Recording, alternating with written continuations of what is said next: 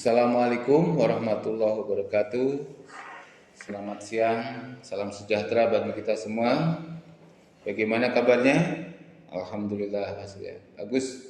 Kalian saya lihat wajahnya cerah-cerah. Ini penting karena materi kuliah kita yang pertemuan ke-6 ini adalah pengelolaan kurikulum. Tadi pada pertemuan yang lalu Bapak sampaikan kurikulum adalah jantungnya sebuah satuan pendidikan. Sebab di dalam kurikulum ini tentu banyak yang berkaitan dengan dasar-dasar atau filosofi suatu bangsa.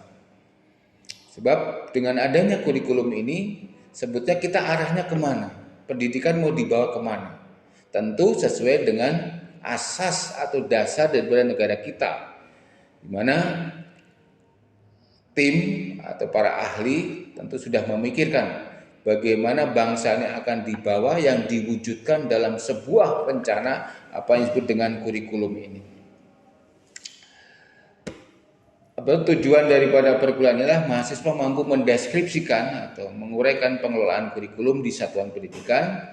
Yang kedua, mahasiswa mampu mendeskripsikan sebab perubahan dan perkembangan kurikulum dari masa ke masa. Adapun pengertian kurikulum sudah kita maklum semua. Berdasarkan Undang-Undang Nomor 20 Tahun 2003 tentang Sistem Pendidikan Nasional, bab 1 disebutkan tentang kurikulum adalah seperangkat rencana dan pengaturan mengenai tujuan, isi, dan bahan pelajaran serta cara atau strategi yang digunakan untuk mencapai tujuan yang telah ditetapkan. Jadi seperangkat rencana, tujuan, isi, dan bahan dan cara yang digunakanlah merupakan bagian terpenting sehingga komponen-komponen tersebut menjadi sebuah yang pada akhirnya menjadi sebuah buku yang harus dipelajari siswa sehingga materi-materi yang ada di dalamnya bisa dikaji sejauh mana kelas 1, kelas 2 mencapai tujuan yang diharapkan. Berkaitan juga dengan pengelolaan pengalaman belajar. Jadi sebetulnya kurikulum adalah pengalaman yang dibutuhkan oleh siswa sesuai dengan level kelasnya. Tentu membutuhkan strategi sehingga menghasilkan produktivitas belajar bagi siswa yang baik. Misalnya, pihak guru menyampaikan mata pelajaran dari A sampai Z.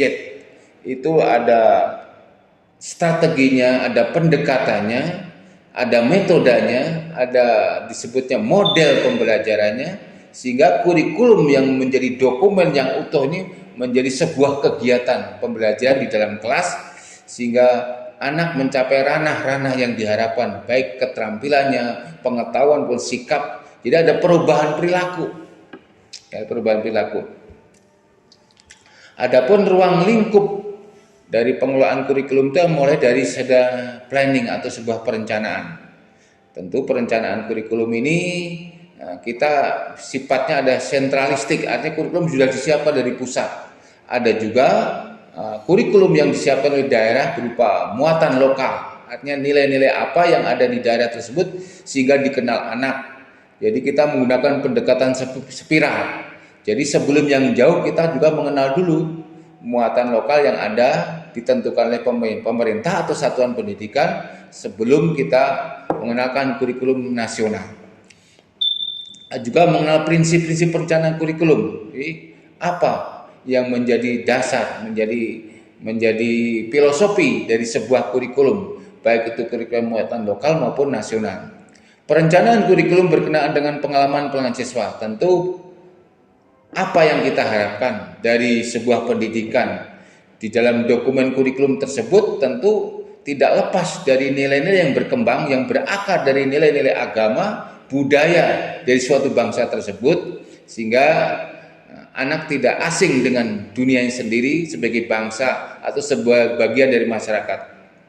Perencanaan kurikulum mengandung keputusan-keputusan tentang berbagai isu yang aktual berkaitan dengan politik, sosial, kebudayaan, sehingga sebenarnya pengalaman-pengalaman kehidupannya diangkat di dalam sebuah standar isi, yaitu berupa kompetensi-kompetensi atau capaian-capaian pembelajaran yang dicapai dari setiap level dari kelas 1 sampai kelas 6. Perencanaan kurikulum melibatkan banyak kelompok, banyak pakar, banyak praktisi, apa-apa saja yang ada di dalam kurikulum tersebut ya, sehingga muatan-muatan di dalam kurikulum sangat tidak jauh daripada prinsip-prinsip kehidupan berbangsa dan bernegara, budaya dan agama, sehingga hal tersebut bisa dipelajari oleh guru dan anak sehingga mencapai tujuan pembangunan yang diharapkan.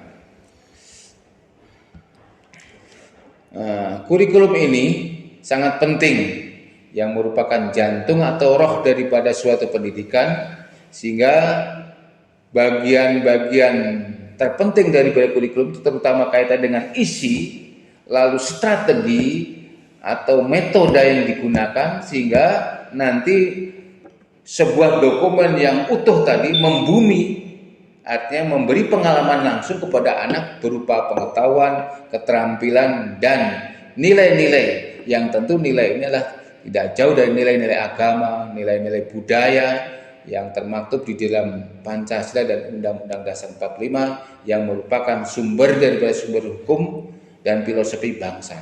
Itu saja yang Bapak sampaikan agar kalian juga perlu memahami bagaimana menyusun sebuah kurikulum ini. Ada yang bertanya? Oh ya, kurikulum ini kenapa sering berganti-ganti?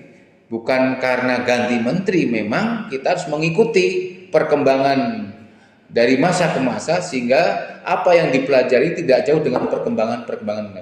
Jadi perubahan kurikulum itu sebuah keniscayaan yang harus dilalui suatu bangsa sehingga kita bisa mengikuti perubahan-perubahan yang terjadi di dunia.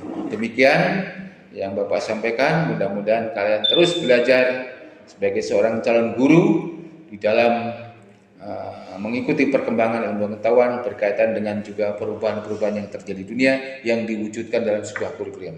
Terima kasih. Saya akhiri dengan ucapan wassalamualaikum warahmatullahi wabarakatuh.